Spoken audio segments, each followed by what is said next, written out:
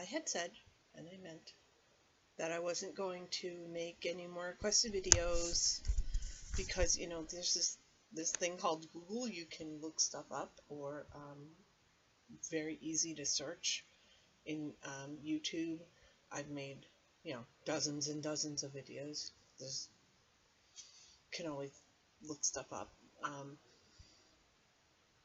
But I was asked to explain what I meant by extra sticky neural pathways, and that is 100% my theory.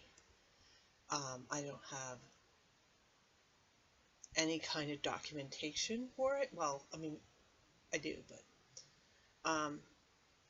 basically it was me collecting a whole bunch of stuff and sticking it together. So can't really say go look something up when it's not there. Again, my theory, 100%. Just like the person that I'm so annoyed at that came up with the subtypes of avoidant personality disorder. Yeah, I got no right to say this. Again, except that it works. Now, and I'm sorry, the only way I can think of describing this is with a whole bunch of driving metaphors. But neural pathways are basically shortcuts in your brain of how, you know, when you think of something, then you automatically think of the next thing, and you automatically think of the next thing. And so these pathways in your brain, it is just like being in a city, a very confusing city, like say Boston would be a good example of how these neural pathways work, as opposed to a city that's a planned city, like say Philadelphia, which everything is on a grid. This is not how your brain works. Your brain grows in a very, well, I want to say organic, but obviously it's in a chaotic way. You know, bits of your brain grows, and then other bits grow next to it, and it's not ordered, and it doesn't make any sense. It's not like, say, a skeletal structure, which everybody has certain bones and they go in a certain order. People's brains don't function like that. They have this bits of stuff here and there and everywhere, and it's sort of organized like neighborhoods, like this neighborhood does this and this neighborhood does that. But again, the actual connections are chaotic in your brain. And so what people do is they make bigger roads that they use more often, and shortcuts and stuff. It's like shortcuts similar to, like, if you've seen, say, actually I see it a lot in college campuses, where they have everything organized and they have all the sidewalks paved and set out, and the people that go to the school just go their own way, and there's like a you know, diagonal cut through the grass. That's very obvious that that's how people actually walk, and they don't pay attention to what they're supposed to do. And that's how neural pathways develop. And you can see it in your own, if you drive, again, another metaphor. I mean, when you feel like you've gotten to some place and you've been driving the same place, you go there all the time, and then one day you drive there and you're like, how did I get here already? I don't remember driving. That's when it's sort of like your body takes over and does this autopilot. See, these metaphors are already there. It's not like I'm making this stuff completely up out of the blue. And that's what happens. You go on autopilot from one place to the next without really paying attention to how you've got there. You're not thinking, okay, I need to do, you know, go down this road. I need to feel the wheel in my hands, and I need to turn it this much.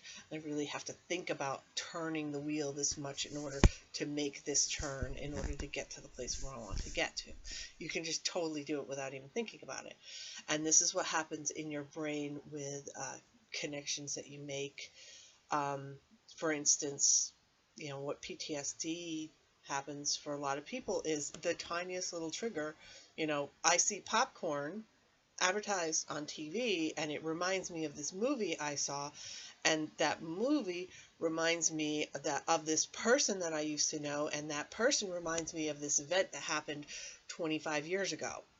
And it happens in a blink of an eye. It's like, let me come up with a different metaphor. It's like the game Chutes and Ladders. You're on this level, and then all of a sudden, whoosh, we're right back where you started. And those are what neural pathways do. And more like, again, the walkways that have been cut into brass as opposed to people following the actual paths that they're supposed to, it sort of cuts into, I don't mean like physically cut, it's because it's opposite actually. It's more like building. It builds these pathways in your brain, and those connections, they get beefed up. You know, like if you work out and your muscles get stronger, it's the same thing. The more you think of something, the bigger these pathways get, and the easier it is to go into autopilot and just boom, end up in a certain place and follow these memories and these feelings. You can do it with feelings. For instance, I mean, what's really awful, and I'm so sad for anybody that has this happen, but this happens, it's not just people with avoidant personality disorder. It happens, unfortunately, to a lot of people. If what being jaded is, like I'm really jaded, is that you start to have a positive feeling about another person, and because in the past you had a series of experiences where it started positive, but it ended up in an incredibly emotionally devastating sort of experience, and you don't have anything to displace that. You don't have a second set of neural pathways that's been very consistent. This is what's happened. That is where you go immediately. You start to feel good about somebody, and you immediately have the end result that you've seen before, and which is incredibly negative. And so you get those two emotions and feelings fused. So that's why people think some relationships are so scary, because before they had experiences where the person that they had a positive relationship with actually turned out to be quite terrifying for whatever reason. Like actually physically, you know, this is abuse in a nutshell. So they think that everything is going to end up the same way, and there's no capability that something is going to change. And again, it's not a conscious thought. It is just like when you're driving and you don't realize where you get.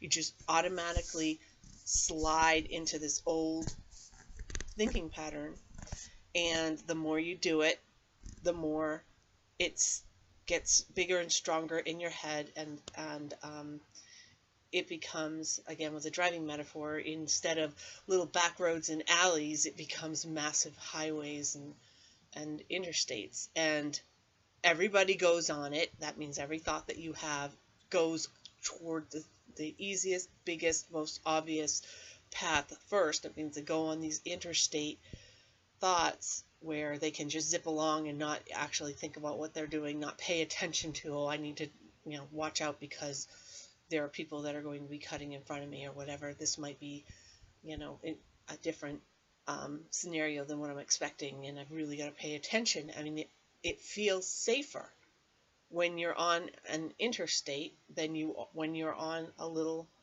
you know, back roads through the city, you know, rabbit warren type streets. And so you go with that and you stay with that. So that's how the neural pathways work and how they get created. The reason why I say that people with avoidant personality disorder, it appears to me that they have extra sticky neural pathways. What I mean by that is that they, and I've described this before, and I'm sorry if it's not clear, because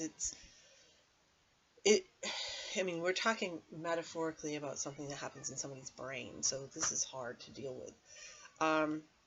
When people go to CBT therapy, the point of it is to say, there's this thing that you are doing and thinking that is not accurate, it is not effective, it is not helping you, it is hindering you, it is wrong.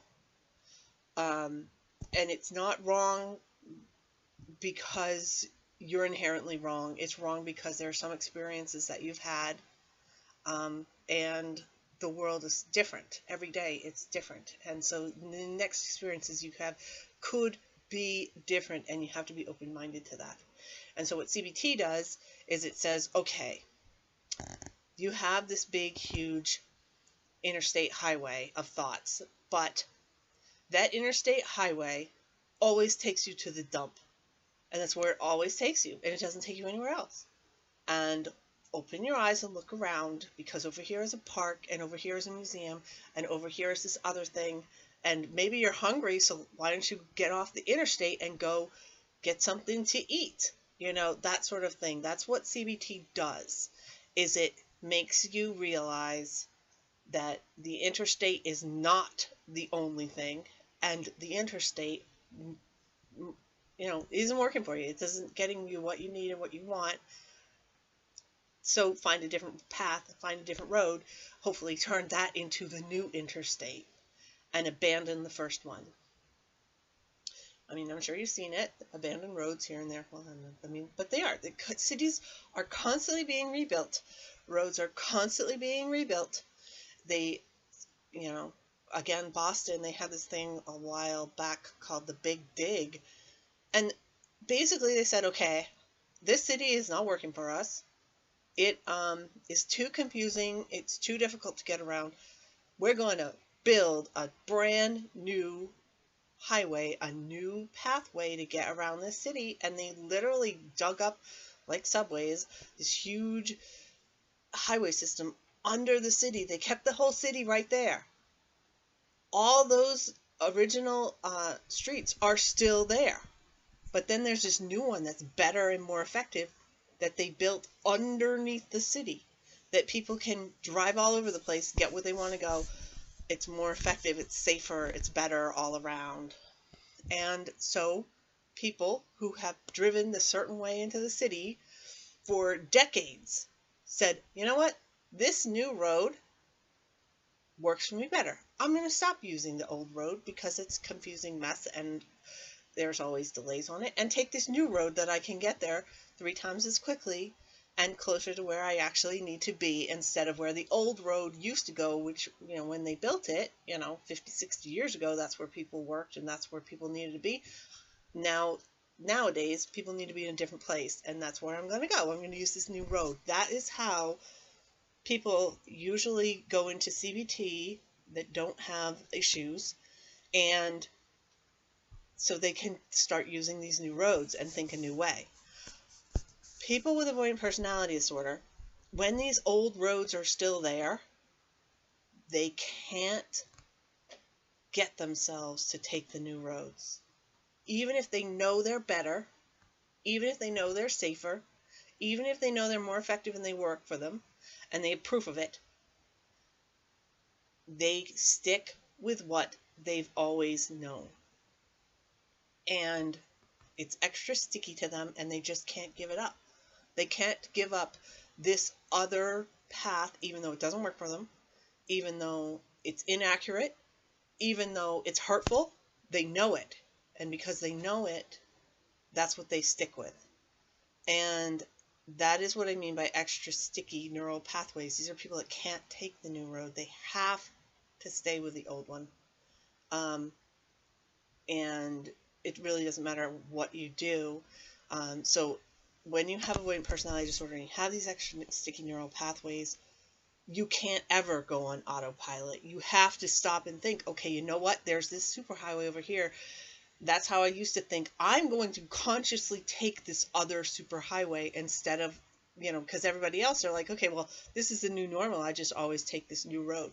When you have avoidant personality disorder, you have to consciously think, I'm going to take the new road every time. And that's what I mean by extra sticky neural pathways.